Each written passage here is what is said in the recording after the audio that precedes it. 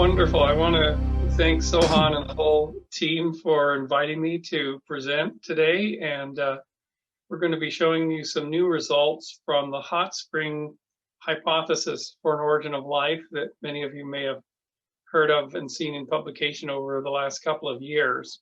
So let's get started. So back in 1871, Charles Darwin wrote a letter to his friend T.J. Hooker in which he considering where life might start. And this is really the only writing we have for Charles Darwin talking about the origin of life. And everyone knows the first part of of his little paragraph where he talks about we can conceive of some warm little pond with all sorts of ammonia and phosphoric salts, light, heat, etc. And he got that all right. You need a small pond to concentrate materials. You need energy sources to get things to form, so from more simple things. But people don't realize is the second part of the sentence, that a protein compound was chemically formed, ready to undergo still more complex changes, is what's guiding us in the 21st century. So what this means is you've got to create something called a polymer, and you've got to allow it to grow in length or complexity. And that's what we call an away from equilibrium system today. And we're going to show you a setting that's capable of doing Charles Darwin's little intuition. And it's the setting of a volcanic landscape on the early Earth. This is about 4 billion years ago. And you can see that the sun is still putting out there's a lot of dust around the accretion disk. Plants are scooping up material. So what we've got is synthesis of tremendous amounts of organics in space and in the atmosphere in this period, deposition of this material and accumulation on the land, when if it lands in the ocean, it just simply is lost in the dilute bulk. When you get accumulation like this, you can get concentration in little pools. And what we're looking at here is volcanic hot spring pools. And here's our version, 21st century, of Darwin's warm little pond, a cycling, hot spring driven, regularly cycling pool undergoing wet, dry, and moist phases, kind of like you'd see as a puddle after a rainfall, but continuously driven. Then we believe that life can be lifted thermodynamically into existence in such an environment. It would be distributed as early life into other aqueous environments, adapt to the capturing of sunlight, adapt to salty seawater, which is very challenging for membranes, and then it would go to global colonization. And what you see are those little buttons down there, item number 7 represents stromatolites, which is a very, very common in the rock record. And we'll talk about that later, how the rock record supports this view. So let's take a look at what we would consider the Goldilocks conditions. This has been talked about by Sutherland and Pounder at Cambridge. So a Goldilocks chemistry for an origin of life is a not too hot, not too cold cycling pool. In this case, we're looking at a geyser-driven pool that has access to a lot of complex inputs. And through time and through distribution over landscapes, early life can adapt to the extreme environments of the ocean and eventually end up colonizing very extreme environments for life, like deep hydrothermal vents. So the land has all these properties of collecting, concentrating, cycling, adapting, stressing, and distributing that you need. And we think of it as a fitness landscape with numerous gradients to enable phototrophy, protein translation, pores, and things like that to emerge in pre-cellular and then cellular life. Let's now look at the converging lines of evidence for this. So the continuity in the rock record now has emerged in the last 10 years with the discovery of geyserite. You can see that sort of banded rock there, 3.5 billion years old, discovered by our colleagues at University of New South Wales, with evidence of rich microbial communities as far back as the rock record can support in a hot spring setting.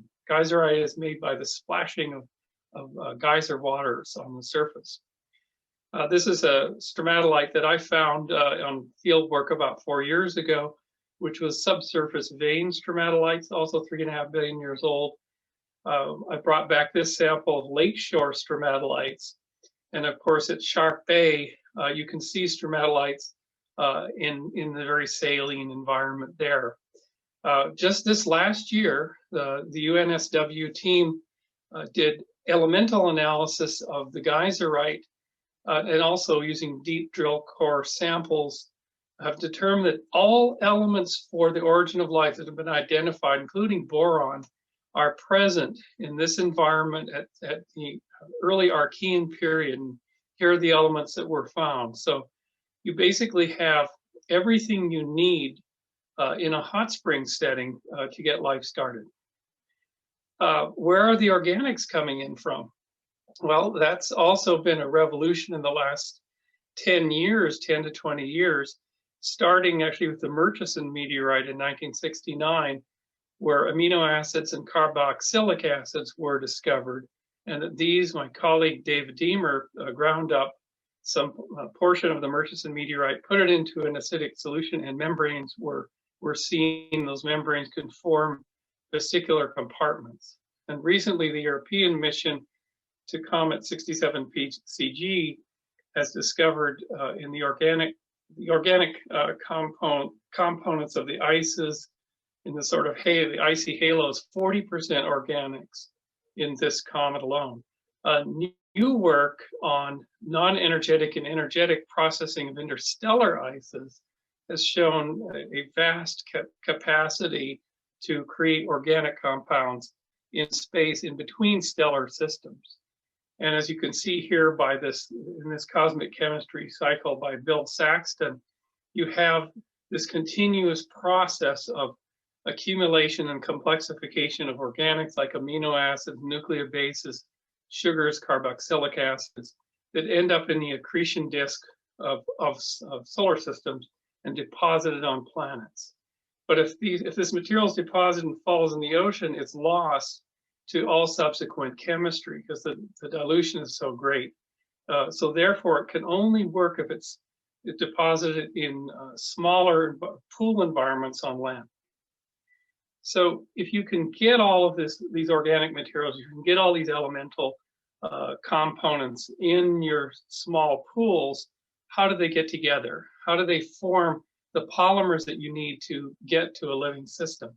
This is an experimental simulator that was built by my colleague Dave Deemer at UCSC, in which small vials, small enough to hydrate and dehydrate in, say, a 4-hour or even a 24-hour cycle as they rotate under these injectors to create wet-dry cycling at a pH of about 3. The internal atmosphere is about 85 C. And this hydration-dehydration cycle does an amazing thing. It pulls water away from, in between, in this case, adenosine monophosphate, a component, a monomer of RNA, pulls the water away to allow an ester bond to form, to allow polymerized RNA to form in solution. So wet-dry cycling is a stand-in for enzymes later, where life does this polymerization job later with enzymes, can be done with wet-dry cycling by removing water. So they're called condensation reactions after all, because water condenses out. So RNA-like polymers can be produced in great lengths. We're talking 50 mers, 100 mers to 300 mers in some cases through wet-dry cycling. And here's some of the evidence in gels and through the nanopore sequence pulls that Dave invented this technology called nanopore sequencing, which can count the bases by drawing them through a pore. So we get 40 to 150 mer polymers of A plus U in this case. Our colleagues have also done hydration, dehydration cycling. Sometimes we call it wet-dry cycling these days, of peptides forming peptides, and more recently DNA self-assembly. We'll see that right here. So DNA can also be self-assembled in this way, not just RNA. So here we're seeing oligo-T, oligothymic acid, formed and polymerized in solution to the wet-dry cycling. This is a gel scan of radioactive oligomers here. New evidence emerged when Tue Hassenkam at the University of Copenhagen did wet-dry cycling under the conditions of an atomic force microscope and formed these, was able to image these rings. So these rings are formed of 39 nanometers. You're talking hundreds of monomers in this RNA, poly A or poly U or poly A plus U. So this is direct visual, in a sense, visual evidence of nucleotides. And nucleotides in single form can't form rings, and this is certainly not going to be contamination either. Next is we moved a lot of this work into the field in the last 3 or 4 years. This is at Yellowstone National Park. There's me forming vesicles using various fatty acids and various other lipids to see if we can form vesicles in acidic and alkaline conditions and directly in hot spring water. Those vesicles are able to wet-dry cycle and encapsulate DNA. But when we use seawater, we get basically a collapse of the vesicles into crystals. So the prebiotically plausible membranes cannot form in seawater. Next is evidence where we took it all and put it all together. So we went down to New Zealand for 2 field seasons where we said we're going to place vials in the hot spring setting using hot spring water that is acidic to wet-dry cycle over 4-hour cycles or 1-hour cycles. And in New Zealand, we did this twice with different substrates. And you can see in the vials, there's the membranes that are formed and dried out in the dry phase.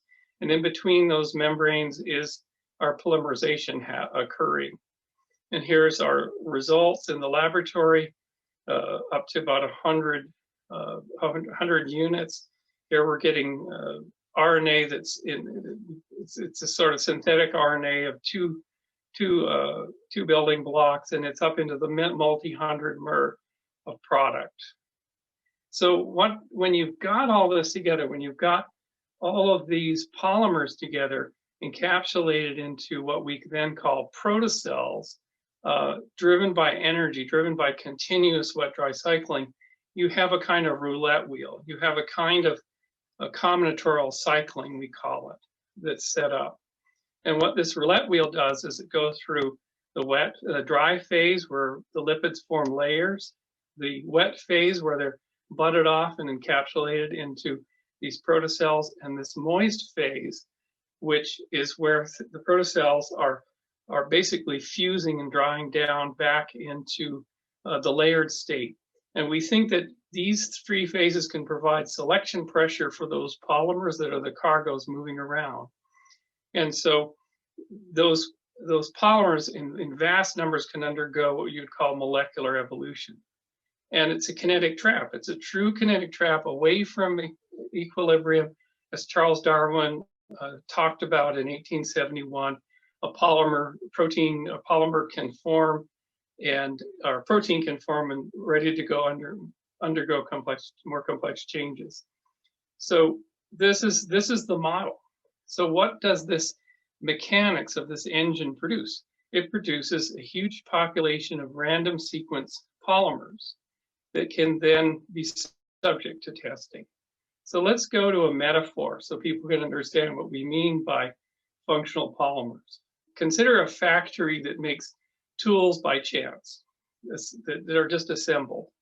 Most of them are sort of fanciful and don't do anything. Here's a set of tools that come out of this factory. But every once in a while, the factory pumps out tools that can do a job. And let's see how these tools support each other in an origin of life. Let's pull out the needle. That's a nice simple tool that could emerge early.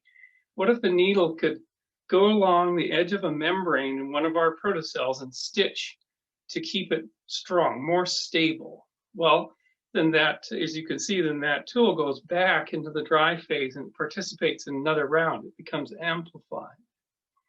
Then, so now that you have stable protocells, what if the little corkscrew tool has been picked up? What does that do for you?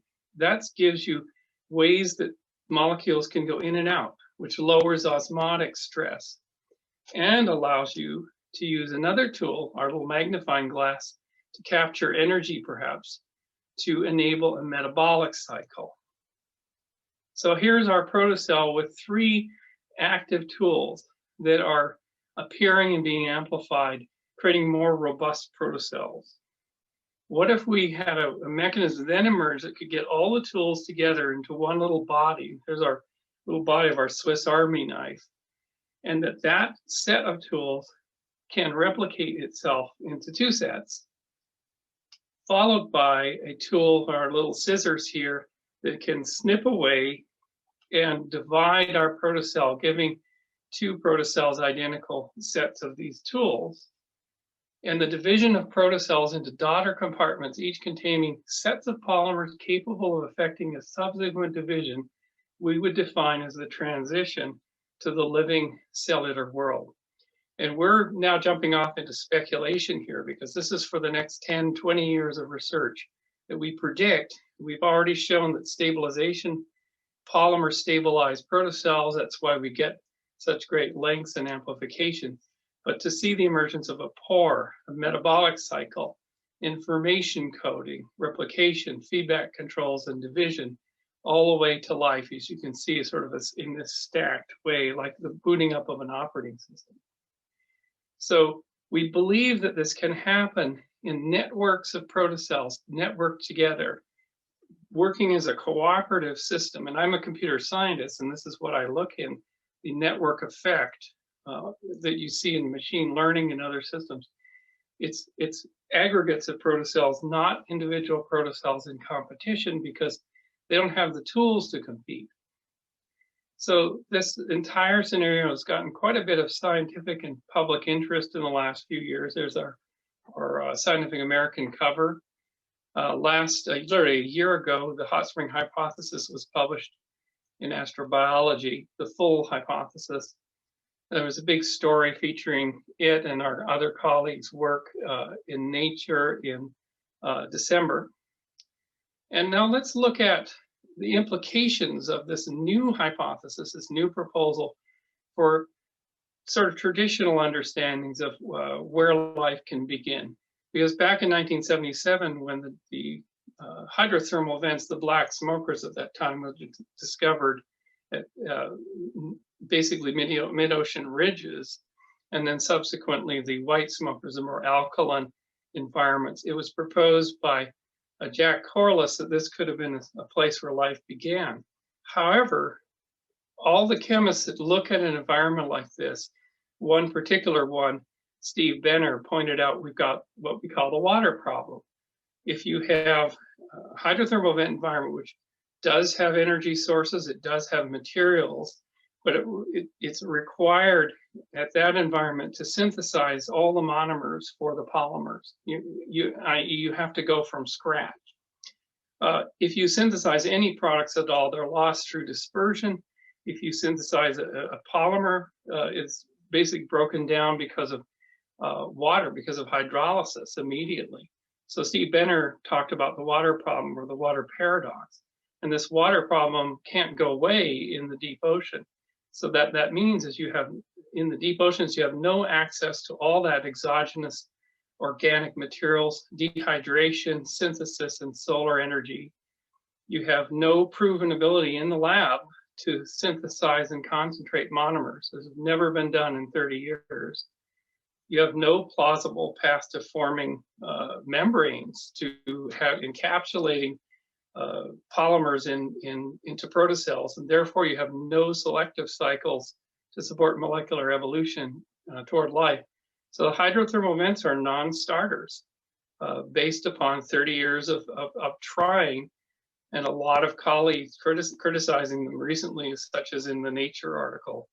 It's just thermodynamically more plausible and supported by experiment that life began on land and all the way to algae, freshwater algae, and land plants, as you can see here, a thermodynamically more plausible path.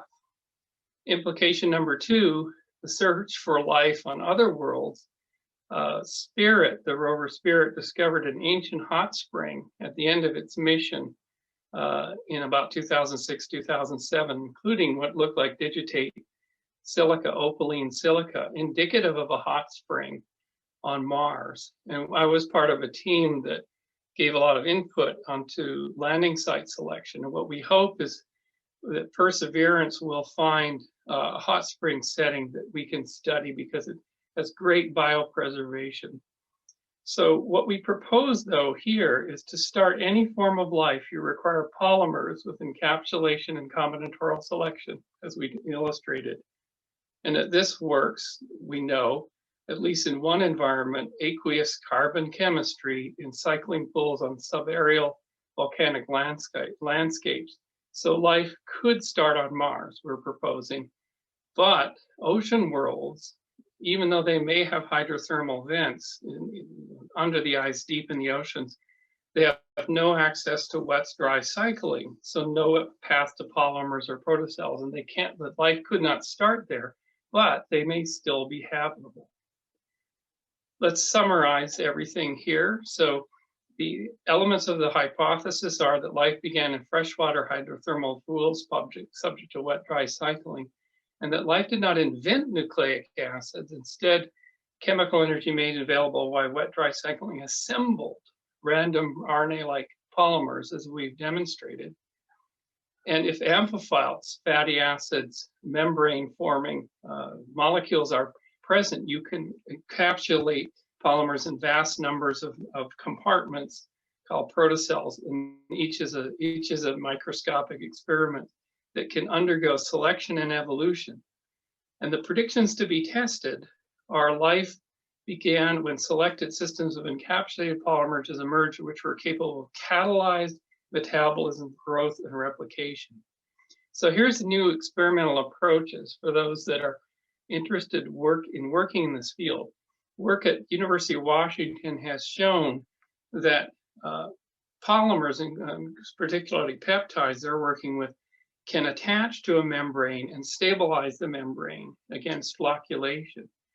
But they can also provide a matrix by which polymers can be concentrated by being attached to the membrane, just as they are in cells today, and come together have encounters and come together and form products.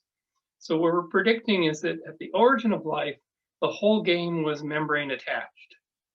The membranes act as highways, transporting polymers around through the wet, dry, and moist cycles. And that aggregates of protocells create a primitive version of what Carl Woese called the progenote. It's an assembled niche that supports chemical networks. It's a transitionary unit to living cells. And that a hierarchy of reaction, this is Zach Adams' work, hierarchy of reaction networks can emerge spontaneously in progenotes as populations respond to stresses. And that the first metabolic circuits can give rise to a primitive genetic memory system, probably templating. So other predictions and experiments are covered in our paper, The Hot Spring Hypothesis for the Origin of Life, and it's open access here. And we invite everyone to download it and critique it and try some of the experiments we proposed. And with that, I'd like to thank our collaborators and supporters on this work. It's a growing group of institutions. And please reach out to me, to Dave, and if you go to damer.com, you can join several efforts that we have underway. And